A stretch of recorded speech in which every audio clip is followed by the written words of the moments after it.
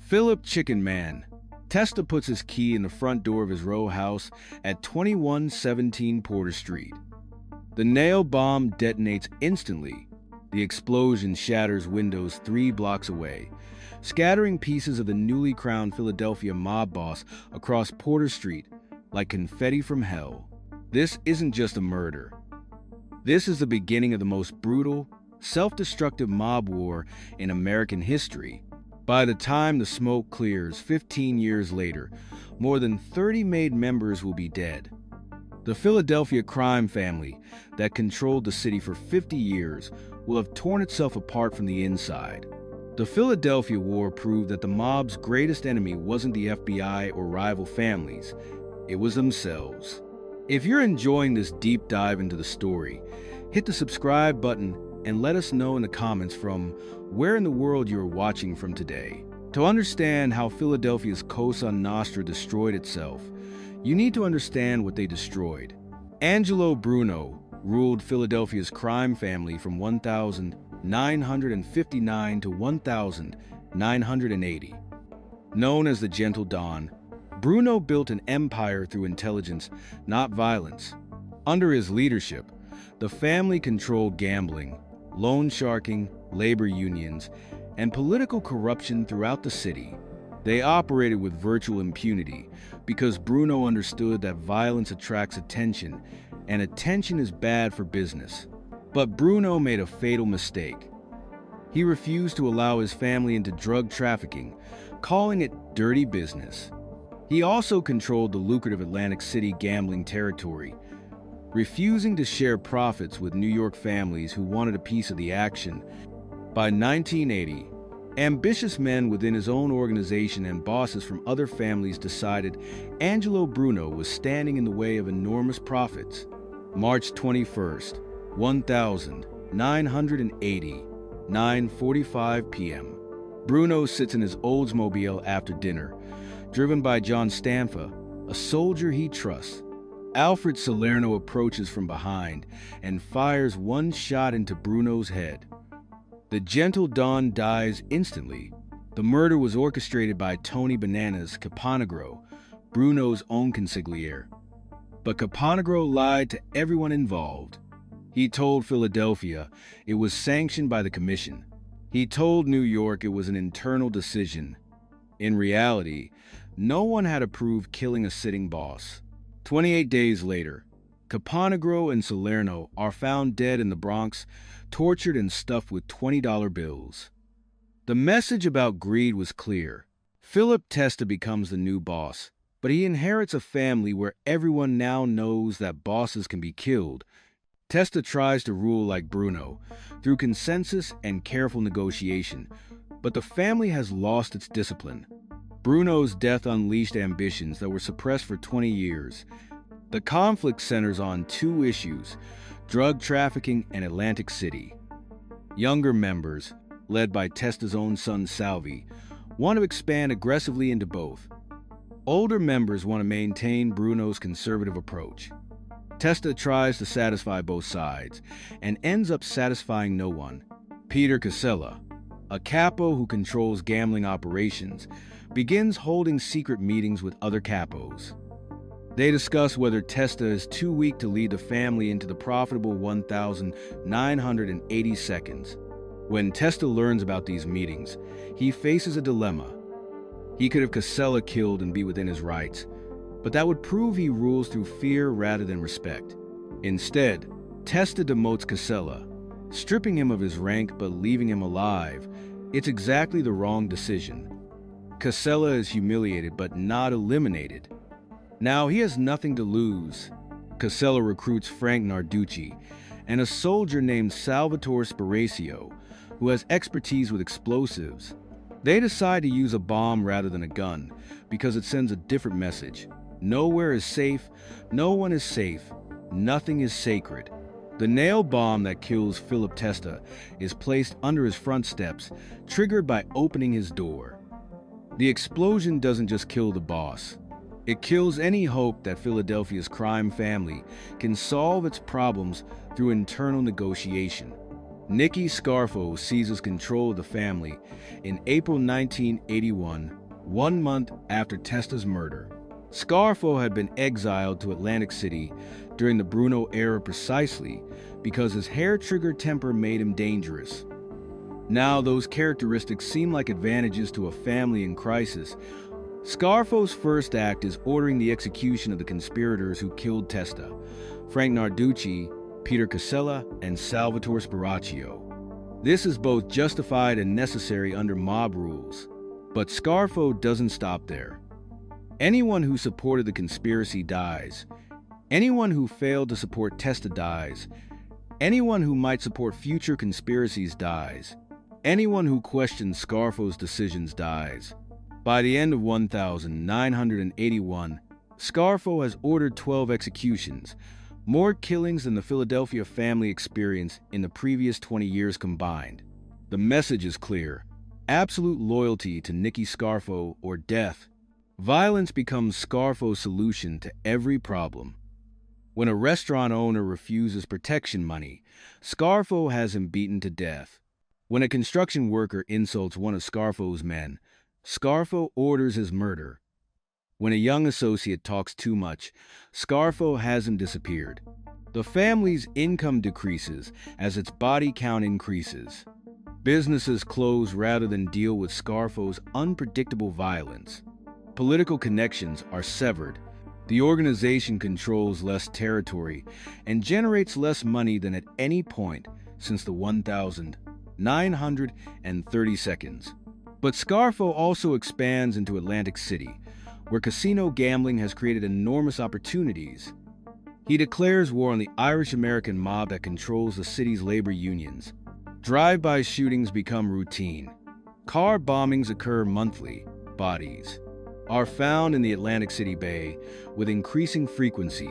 Federal law enforcement, already monitoring the family because of the Testa murder, begins focusing heavily on Atlantic City. But Scarfo, convinced that violence is the solution to every problem, ignores the growing federal attention. By 1984, one man in Scarfo's organization represents everything that could have been different: Salvie Testa, the murdered boss's son. At 29, Salvie is intelligent, charismatic, and popular among both older and younger members. Unlike Scarfo, who rules through fear, Salvie commands genuine respect. He's proven himself as an earner, generating substantial profits from drug trafficking and Atlantic City operations without the constant bloodshed that characterizes Scarfo's leadership.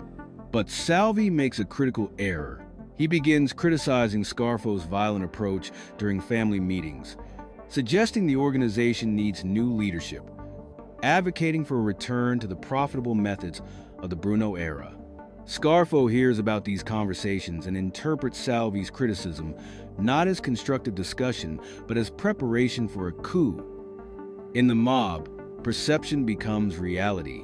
But killing Salvie Testa presents unique challenges. He's the son of a murdered boss, popular among family members, and has connections outside Philadelphia that could cause problems. So Scarfo operates patiently, systematically undermining Testa's position within the family over several months. He spreads rumors about Testa's loyalty, questions his business decisions, and gradually isolates him from other family members. September 14th, 1984. Salvie receives a call about a meeting to discuss new business opportunities in Atlantic City. He knows this could be a trap, but refusing would be interpreted as disloyalty, which would itself justify his execution. Testa arrives armed and alert, but the associates supposed to provide security are working for Scarfo. They immediately disarm him.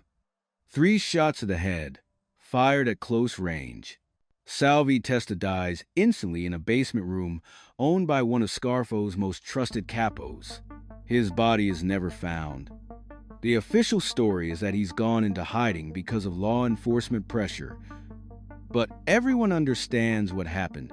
Salvie's murder marks the end of any possibility that the Philadelphia family can reform itself from within. But it also provides federal investigators with the final piece of evidence they need to destroy the entire organization. The murder of Salvie Testa galvanizes federal law enforcement. FBI agents realize that Scarfo's leadership makes peaceful resolution impossible. The investigation intensifies dramatically, but the breakthrough comes from an unexpected source: Scarfo's own family members. If you find this story engaging, please take a moment to subscribe and enable notifications. It helps us continue producing in-depth content like this.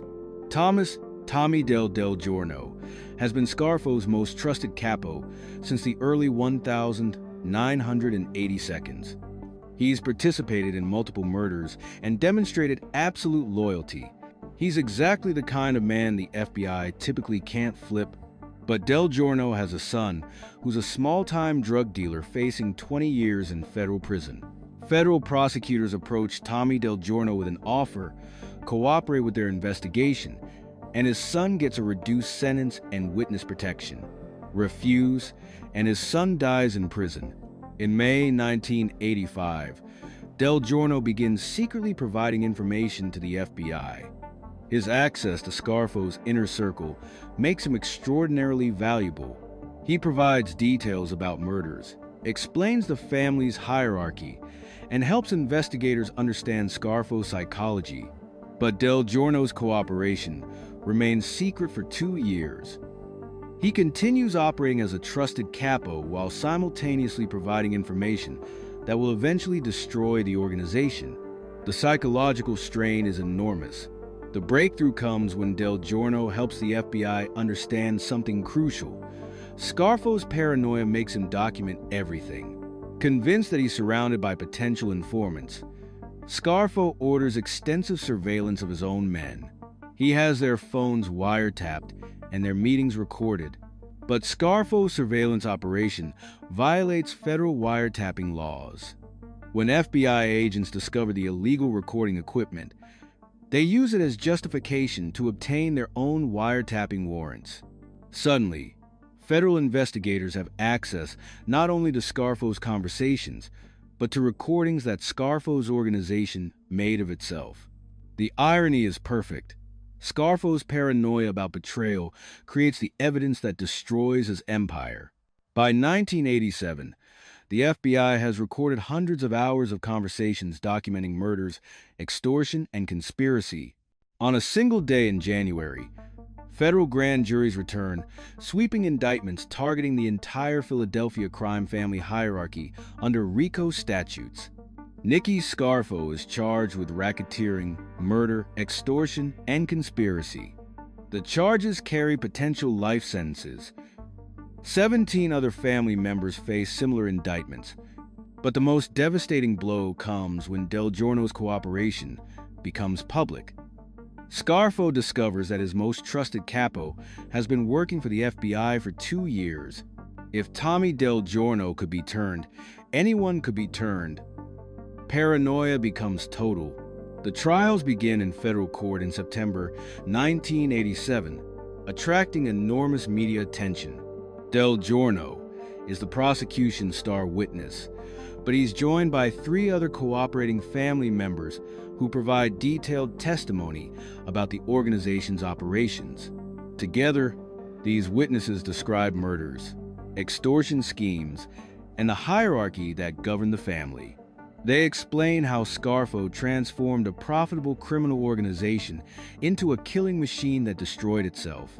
Scarfo's defense strategy is to attack the credibility of cooperating witnesses, arguing they're lying to reduce their sentences.